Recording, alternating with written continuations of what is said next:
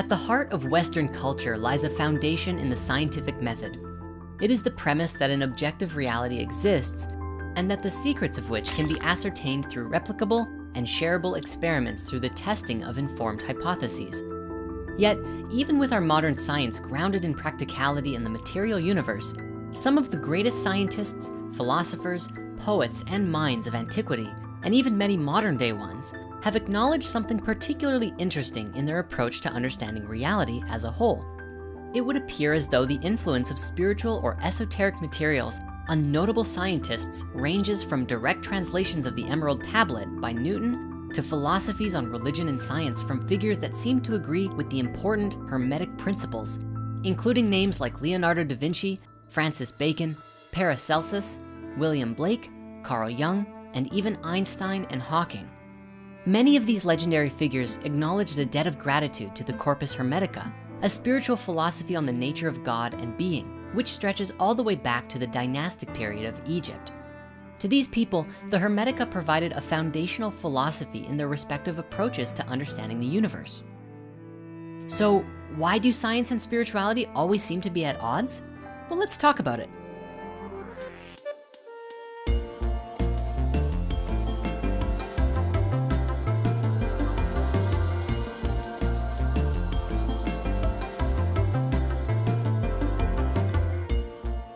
Now, I know what you might be thinking.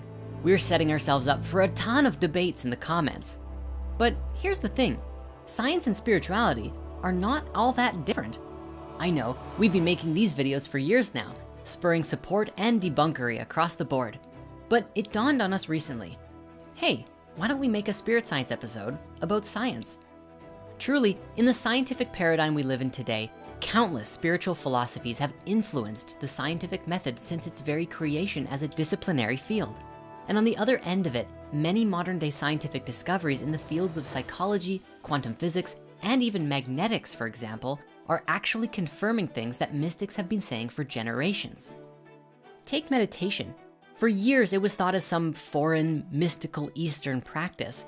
But in recent years, studies have shown benefits against an array of conditions, both physical and mental, including irritable bowel syndrome, fibromyalgia, psoriasis, anxiety, depression, and even PTSD. Dr. Gal Deborde's research at the Martino Center for Biomedical Imaging has consistently shown changes in brain activity in subjects who have learned to meditate hold steady even when they're not meditating. And that sense of well-being and peace stays with practitioners up to 6 months after an initial session. The debate of how much spiritual and philosophical disciplines affect our reality is also a key point of debate in quantum physics.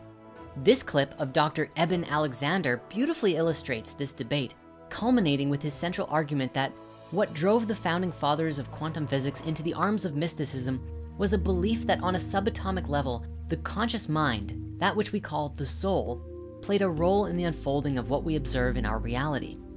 With all of these new advancements and discoveries, it's hard to believe that there is still so much animosity between the fields of faith and science.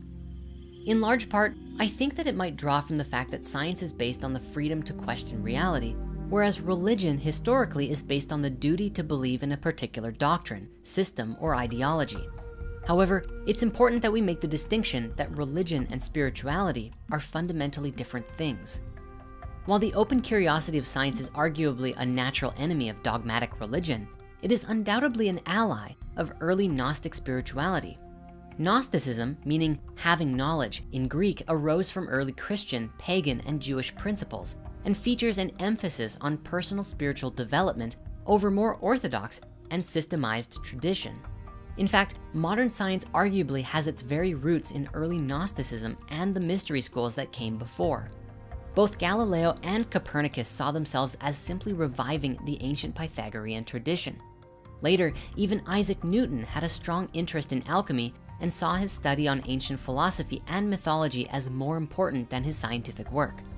To that extent, he actually claimed in some of his manuscripts to have discovered the underlying Gnostic truth of all religions. This phenomenon and link between science and spirituality isn't some relic of the Renaissance, however, with Wolfgang Pauli, one of the founders of quantum physics, being passionate and vocal about his interest in Gnostic Christianity and its impact on his work. and Werner Heisenberg, winner of the Nobel Prize in Physics and arguably the father of quantum mechanics in 1932, even asserted that modern science was simply confirming ancient Pythagorean beliefs to an inconceivable degree. And now, you've heard of Einstein, right? Famous science guy, wacky hair, good sense of humor, the legend in science responsible for the all-pervading theory of relativity? Right, that guy. Well, even his response to the question of how he viewed the nature of the universe and God could be mistaken for the words of an ancient sage if the names were changed around. He said, "How can the cosmic religious feeling be communicated from one person to another if it can give rise to no definite notion of a God and no theology? In my view, it is the most important function of art and science to awaken this feeling and keep it alive in those who are receptive to it." Now, to briefly explore the subject of scientific realism, many modern scientists embrace the idea of Einsteinian realism. That is, the belief that absolutely everything which exists in our cosmos, everything that we can ever know about, is simply the emergent outcome of the operation of certain unknown nonlinear partial differential equations over a finite space-time reality.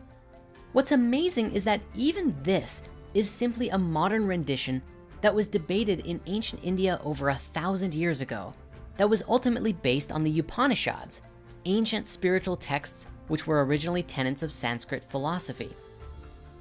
Alternatively, Heisenberg reminded us that theories of physics are really just part of our efforts to predict the stream of experience ever more completely and ever more precisely.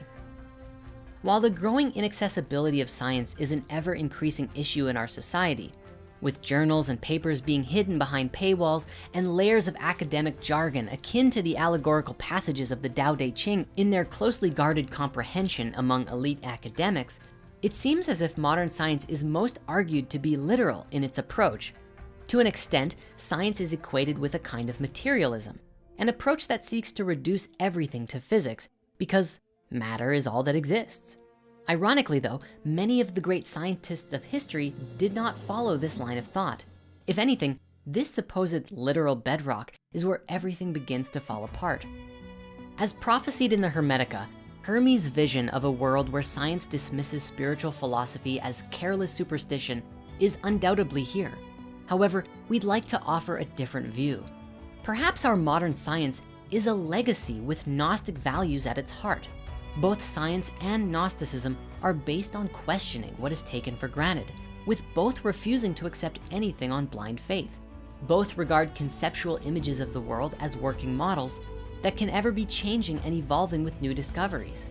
Much like scholars of Alexandria and the ancient Gnostic brotherhoods, modern scientists are internationalists who embrace each other's discoveries and work, regardless of nationality, faith, or political ideology. The very honorary title of PhD, which breaks down to Doctorate of Philosophy, is defined as you having contributed something new to the wider corpus of human knowledge and understanding, and it is awarded under this criteria. In fact, Gnostic and scientist actually mean the exact same thing, knower or seeker. While complementary and sharing the same goal of understanding the mysteries of existence, the two fields of spiritual mysticism and science do diverge on their approach.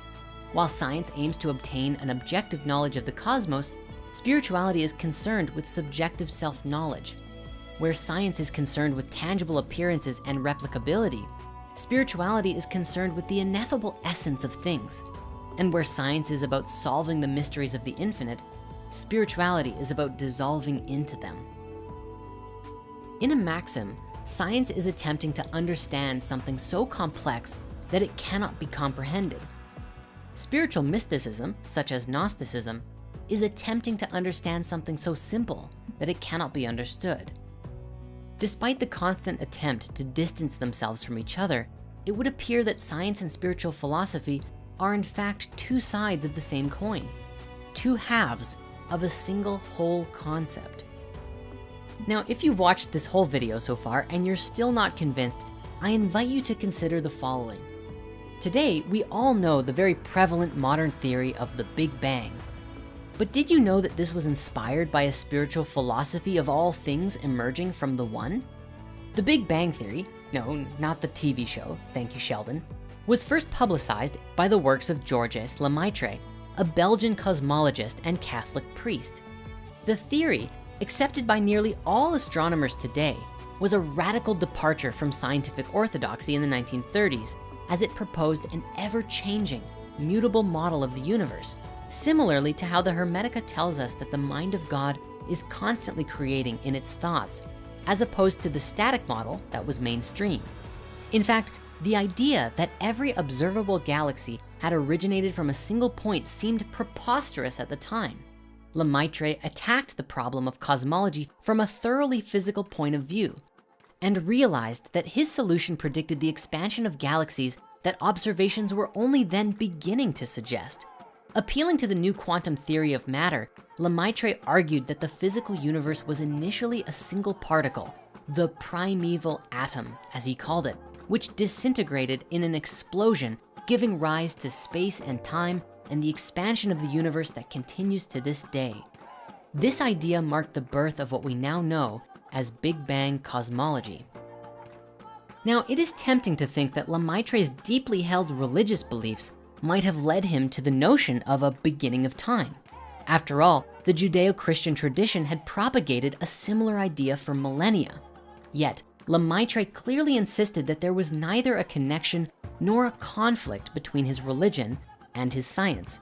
Rather, he kept them entirely separate, treating them as different, parallel interpretations of the world, both of which he believed with personal conviction, stating that, as far as I can see, such a theory remains entirely outside any metaphysical or religious question.